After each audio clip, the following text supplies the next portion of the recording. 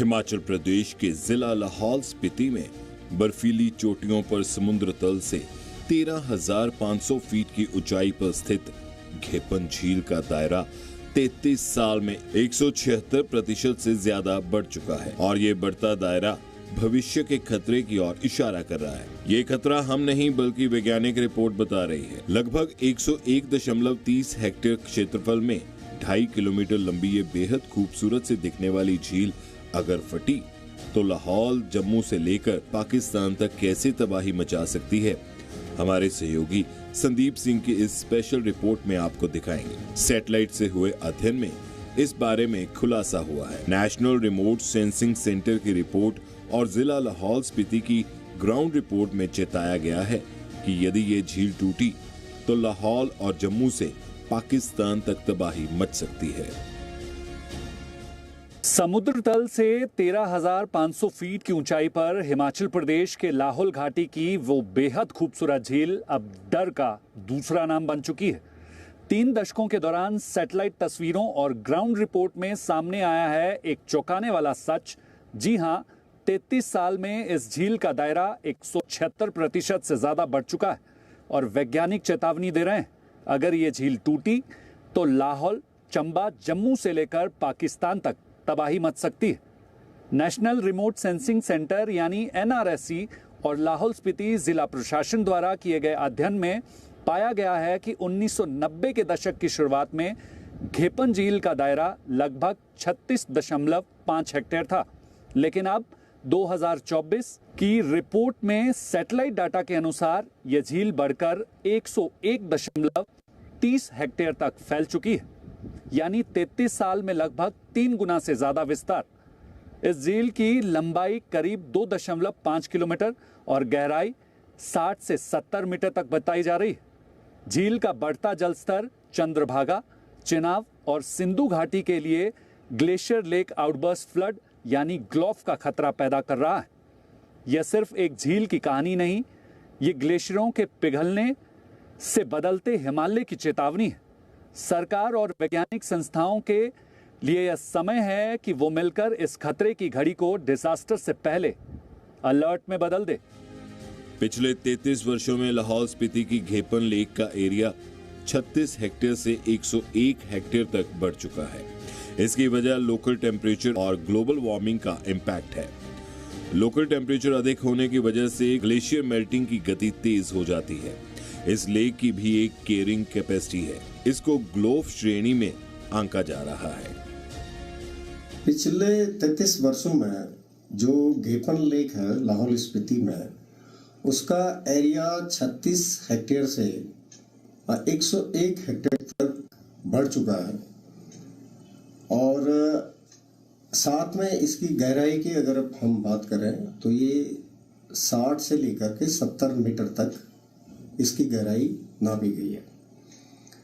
इसका जो प्रमुख कारण है कि जो उनमें लोकल टेम्परेचर का राइज होना और साथ में जो ग्लोबल वार्मिंग इम्पैक्ट है, उसका प्रभाव सीधे सीधे देखा जा सकता है।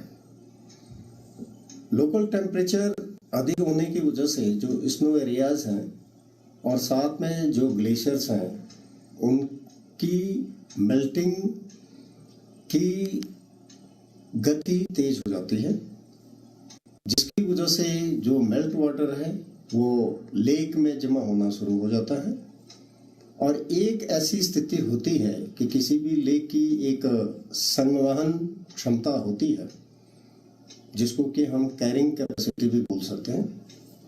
और अगर वो कैरिंग कैपेसिटी या लेक में जितना पानी आ सकता है, अगर वो ओवरफ्लो होना शुरू हो जाता है तो हाई प्रेशर की वजह से लेक कभी कभी आउटब्रस्ट भी होती है, जिसको कि हम साइंटिफिक भाषा में ग्लोफ की बात करते हैं।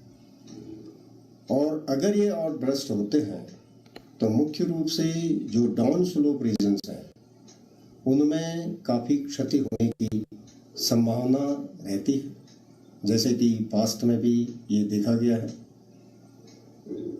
इसके लिए वैज्ञानिक पहलू यही है कि हम मैक्सिमम प्रिकॉशनरी मेजर्स जो हैं लें, जो कि साइंटिफिकली वेल प्रूवन हो, और ब्रस्ट होने से ही पहले हम अगर ऐसे इकोलॉजिकल और प्रिकॉशनरी मेजर्स का सहारा लेते हैं तो हम जो होने वाली क्षति है उसको जो है काफ़ी कम कर सकते हैं, और इससे जो है हम काफ़ी लोगों को और जो एसेट हैं, लैंड यूज हैं, क्रॉप्स, फील्ड हैं, इनकी क्षति होने से जो है हम बचा सकते हैं। पिछले कुछ वर्षों से घेपन झील की लगातार मॉनिटरिंग की जा रही है। जिला प्रशासन डिजास्टर मिटिगेशन पर कार्य कर रहा है। आपदा मुक्त बनाने की दिशा में उठाया गया एक महत्वपूर्ण एवं प्रथम कदम है। इस पहल के अंतर्गत पुणे स्थित सीडैक टीम द्वारा घेपन झील क्षेत्र में अर्ली वार्निंग सिस्टम स्थापित किया जाएगा, जिससे संभावित आपदाओं की जानकारी समय से पहले ही प्राप्त हो सकेगी। साथ ही जल शक्ति विभाग द्वारा हाई फ्लड लेवल मार्किंग का कार्य किया जाएगा, ताकि जल स्तर में वृद्धि की स्थिति में खतरे के स्तर को स्पष्ट रूप से पहचाना जा सके। इसके अतिरिक्त सभी संवेदनशील गांवों के लिए निकासी एवं बचाव योजनाएं तैयार की जाएंगी, जिससे किसी भी आपदा की स्थिति में जनहानि एवं संपत्ति की हानि को न्यूनतम किया जा सके। ये उल्लेखनीय है कि वैज्ञानिक आंकड़ों के अनुसार झील का आकार पिछले 33 वर्षों में लगभग 178% बढ़ चुका है, जिससे क्षेत्र में ग्लोफ जैसी घटनाओं का खतरा बढ़ गया है। जैसा कि आप जानते हैं कि लाहौल एंड स्पीति बहुत ही इको फ्रेजाइल एरिया है, और हमारा जो घेपन ताल है जो ऊपर सिस्सू से ऊपर जाके है, उसका ओवर द ईयर्स हमने मॉनिटरिंग करी है तो उसका 178% उसमें वाटर इंक्रीज हुआ है। ये हमारे लिए थोड़ा खतरनाक हो जाता है क्योंकि ऐसे में ग्लोफ के इंसिडेंट्स इंक्रीज हो जाते हैं। इसी चीज़ को ध्यान रखते हुए एडमिनिस्ट्रेशन अब डिज़ास्टर मैनेजमेंट की तरफ ना जाते हुए डिज़ास्टर मिटिगेशन की तरफ जा रही है। इसमें हमने मल्टीपल स्टेक होल्डर्स से मीटिंग करी है और मल्टीपल इंटरवेंशंस पे इस पे काम हो रहे हैं। जैसे हम लोग फॉरेस्ट डिपार्टमेंट और CSIR के साथ मिलके स्लोप स्टेबलाइजेशन पे काम कर रहे हैं, सो दैट वो ऐसे प्लांटेशन हो जिससे ज़्यादा सॉइल इरोजन ना हो। IPH और DDM में प्रॉपर ड्रेनेज पे काम, सो दैट कि वाटर चैनल हम वहाँ से निकाल पाएँ। अभी हमने सीडैक की टीम को भी यहाँ पे इनवाइट किया गया था, सो दैट वो हमें और अच्छे यहाँ पे अर्ली वार्निंग सिस्टम्स लगा पाएँ, सो दैट हमें पहले इंफॉर्मेशन मिल पाए। इसके अलावा विलेज मिटिगेशन प्लान्स भी बनाए जा रहे हैं, सो दैट ज़्यादा से ज़्यादा पब्लिक के साथ हमारा इंफॉर्मेशन इंटरेक्शन हो पाए और उनको हम बता पाएँ कि डिज़ास्टर खाली अकेले एडमिनिस्ट्रेशन नहीं संभाल सकती, उनको भी हमारे साथ लगना पड़ेगा। इसके अलावा हम डायरेक्टली जो हमारी रिमोट सेंसिंग का जो डेटा है सैटेलाइट के थ्रू, उसको भी हमने डे टू डे मॉनिटरिंग में डाल दिया है, ताकि हमें पता चलता रहे कि उधर कितना पानी इंक्रीज हो रहा है। फ्यूचर में हमारा ये प्लानिंग है कि हम HP यूनिवर्सिटी और UNDP के साथ कुछ MOUs करें, ताकि हम और अच्छे से इक्विप हों ऐसे डिजास्टर को संभालने में, समझने में। इसी वर्ष वैज्ञानिक प्रोफेसर राज राम संस्करण और उनकी टीम द्वारा किया गया शोध जो कैम्ब्रिज यूनिवर्सिटी में प्रकाशित किया गया। प्रोफेसर साहब ने बताया कि घेपन झील से जुड़ा अध्ययन कब किया गया था और उनके अनुसार इस विषय के कौन कौन से पहलू विशेष ध्यान योग्य हैं। इसके अलावा और भी कई सवालों के प्रोफेसर साहब ने जवाब दिए। Yeah, actually we started working in the larger Chandra basin, including the Gepangat and Samutatapu lakes since 2015, and we started with ice thickness modeling, identification of potential zones for future lake formations once the glacier retreats, as well as we also started modeling on timing of the glacial lake expansions. We have also published some series of research articles on these lines. But recently, during August 2024, we also conducted an in situ bathymetry survey using robotic boats equipped with echo sounders.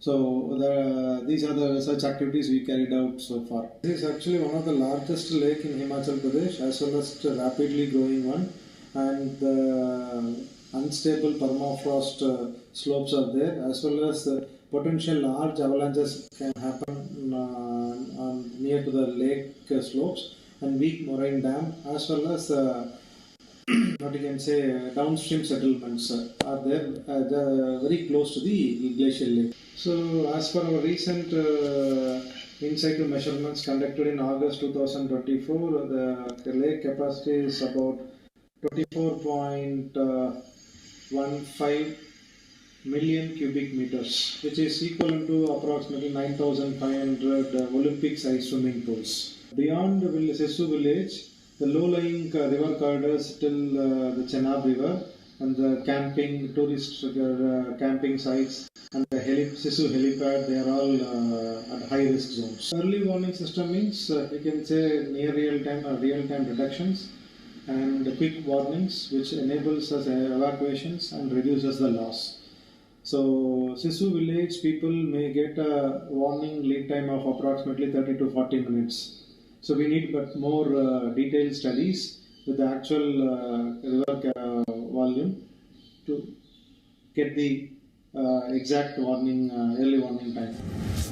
समुद्र तल से 4070 metre की ऊंचाई पर स्थित Ghepan lake पश्चिमी हिमालय की 5 सबसे संवेदनशील ग्लेशियल झीलों में गिनी जाती है। साल 2024 तक इसकी लंबाई करीब 2.5 किलोमीटर और चौड़ाई 567 मीटर तक पहुंच चुकी है। ये झील माउंट गेफांग घो की ढलानों से निकलने वाले ग्लेशियर पिघलने से बनती है और इसे चारों ओर बर्फ और मलबे की दीवारों से घेरे हुए है। 1970 के दशक में जब ये झील पहली बार बनी थी तब इसका क्षेत्रफल सिर्फ 0.15 वर्ग किलोमीटर था, लेकिन आज ये बढ़कर 1.04 वर्ग किलोमीटर हो गई है। यानी हर साल लगभग 0.02 वर्ग किलोमीटर की दर से फैलती जा रही है। इसके पीछे की वजह है गेफांग गात ग्लेशियर का तेजी से पिघलना और पीछे हटना। रिपोर्ट कहती है कि झील की लंबाई 1971 में जहां सिर्फ 580 मीटर थी, वहीं अब बढ़कर 2.5 किलोमीटर हो चुकी है। झील का निकास स्थान यानी आउटलेट फिलहाल लगभग 6 मीटर चौड़ा है, लेकिन इस तेजी से फैलती झील के साथ बढ़ रहा है एक और ग्लोव यानी ग्लेशियल लेक आउटबर्स्ट फ्लड का खतरा। इस झील से निकलने वाले सिस्सू नाले का पानी करीब 11 किलोमीटर नीचे चंद्रा नदी से मिलता है और इसी रास्ते के साथ बसा है सिस्सू गांव, जहां हाल के सालों में आबादी और निर्माण दोनों तेजी से बढ़े हैं। चंद्रा नदी का उद्गम बारालाचा ला दर्रे के दक्षिण पूर्व से होता है। भागा नदी का उद्गम भी बारालाचा ला के उत्तर पश्चिम से सूरजताल झील के पास से होता है। दोनों नदियां चंद्रा और भागा हिमाचल प्रदेश के तांदी नामक स्थान पर मिलती हैं। यहाँ पर इनका नाम चंद्रभागा नदी पड़ता है। तांदी से निकलने के बाद चंद्रभागा नदी हिमाचल प्रदेश के उदयपुर, किल्लार और जिला चंबा की पांगी घाटी से होकर बहती है। इसके बाद ये नदी जम्मू कश्मीर के किश्तवाड़ और डोडा जिलों में प्रवेश करती है। भारत से निकलने के बाद जब ये नदी पीओके और फिर पाकिस्तान के पंजाब प्रांत में प्रवेश करती है, तब इसका नाम चेनाब नदी हो जाता है। तो आप समझिए, अगर ये घेपन झील फटी तो कहां तक तबाही हो सकती है। पिछले कुछ सालों में तापमान में 1 से 1.5% की वृद्धि दर्ज की गई है। आज हिमाचल के पर्वत, नदियां, वन और ग्लेशियर और ग्लोबल वार्मिंग का शिकार हो रहे हैं, जिस कारण हमें अतिवर्षा, बाढ़ और भूस्खलन जैसी समस्याओं से जूझना पड़ रहा है। वर्ष 2023 और इस वर्ष बरसात में हम जलवायु परिवर्तन के गंभीर परिणामों को भुगत चुके हैं।